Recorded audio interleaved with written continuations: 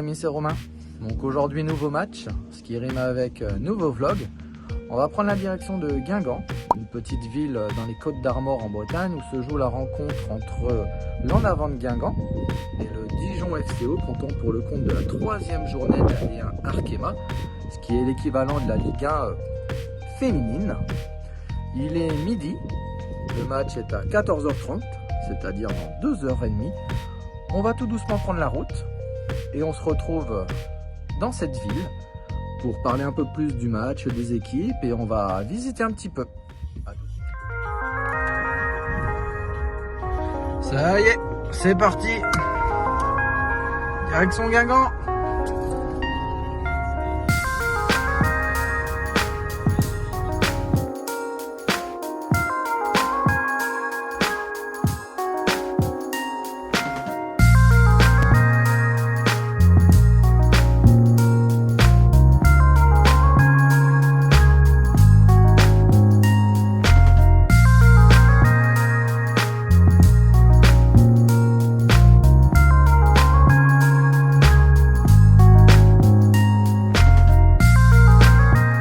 Arrivé donc à Guingamp où il y a à peu près 7000 habitants qu'on appelle les Guingampais. On peut mettre 2 fois la population de Guingamp dans son stade du Roux-Douro. Donc là on va visiter un petit peu. Je vous montrerai quelques petits endroits sympas de Guingamp et dans 1h30 il y a le match.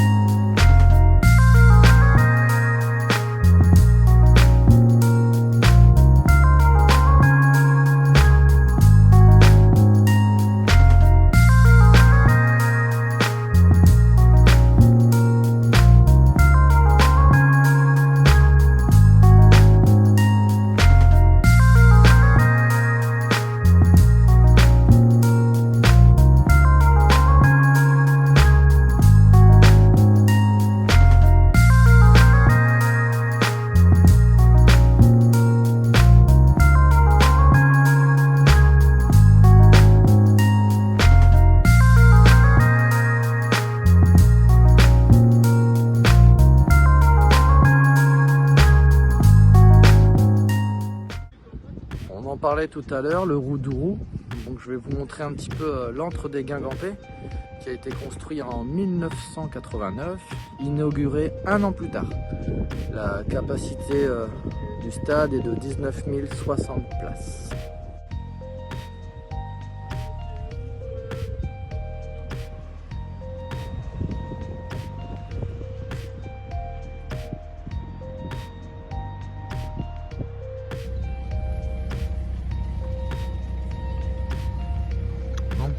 Dans le stade du Roux-Douro, il y a aussi les féminines qui jouent de temps en temps lors des gros matchs, comme souvent les réceptions de Paris ou de l'Olympique Lyonnais.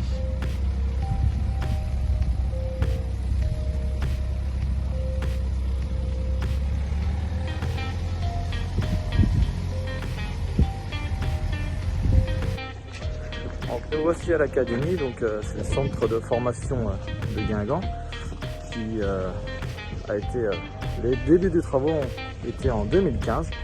Donc derrière le terrain où les filles vont s'entraîner avec une tribune de 300 places.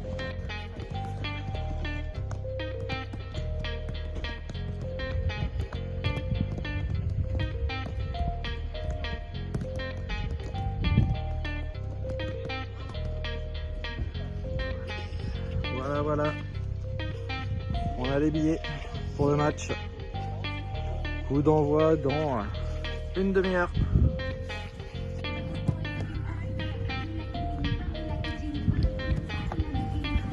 Voilà, on est arrivé. Donc ici, vous pouvez voir que c'est une pelouse synthétique en jaune. Maillot extérieur, ce sera les féminines de Dijon. Et là-bas, dans leur couleur traditionnelle rouge et noir, l'En Avant de Guingamp.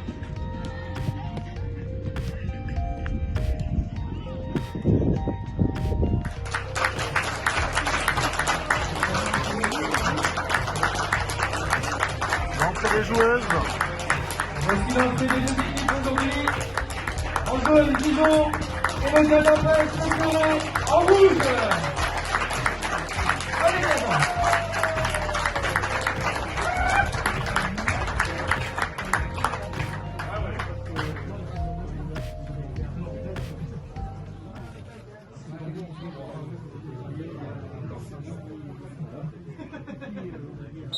C'est parti, 45 minutes pour la première mi-temps et on se retrouve à la mi-temps.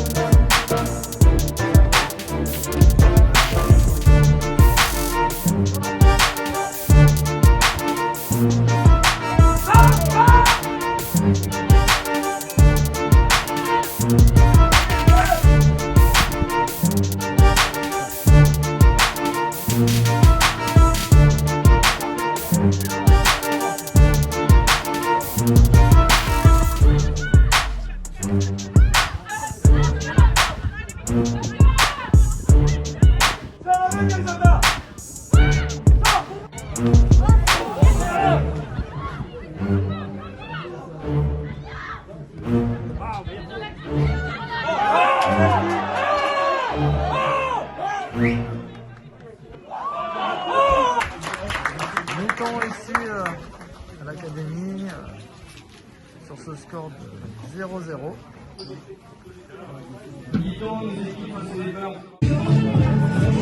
Analyse de cette première mi-temps qui est très rythmée et très agréable à voir. Des Guingampais qui jouent en 3-5-2 et des Dijonnaises en 4-4-2 avec une pointe basse en numéro 6.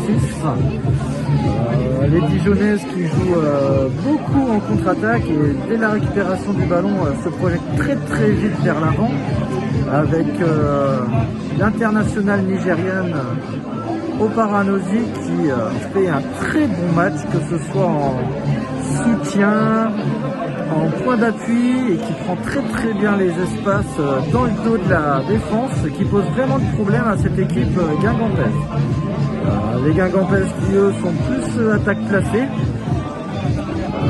qui les attaques tendent un petit peu côté gauche. Voilà, avec une Faustine Robert qui durant le match a changé de côté, car peu de ballons à la touche en première mi-temps. Un match très tendu sur les bancs de touche, avec les entraîneurs qui se fustigent d'erreurs d'arbitre. D'où l'expulsion de l'entraîneur guingampais Biancalani suite a priori des propos inappropriés envers l'arbitre et l'arbitre assistante. Donc deuxième mi-temps qui nous promet pas mal de choses intéressantes et on se retrouve tout à l'heure. C'est parti pour cette deuxième période en espérant avoir des buts.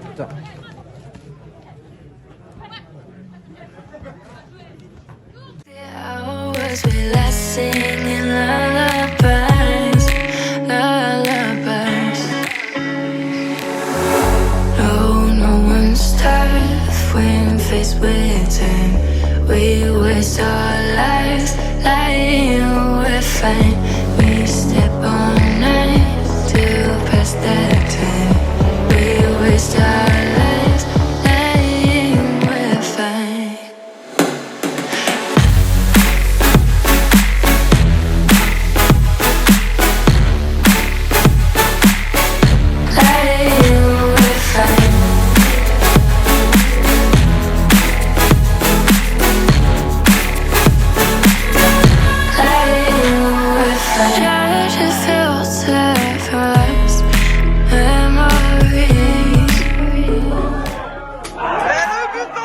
direct. Un but en direct. 1-0 par l'intermédiaire de Oparanazo. Deuxième but des Dijonnaises.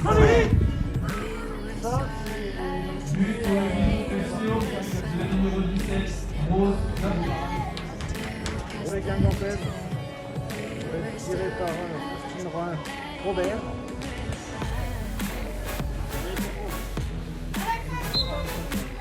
Moment de vérité. Et but des Guingampaises qui reviennent au score. Maintenant pour les Dijonnaises, la fin de match promet d'être serrée.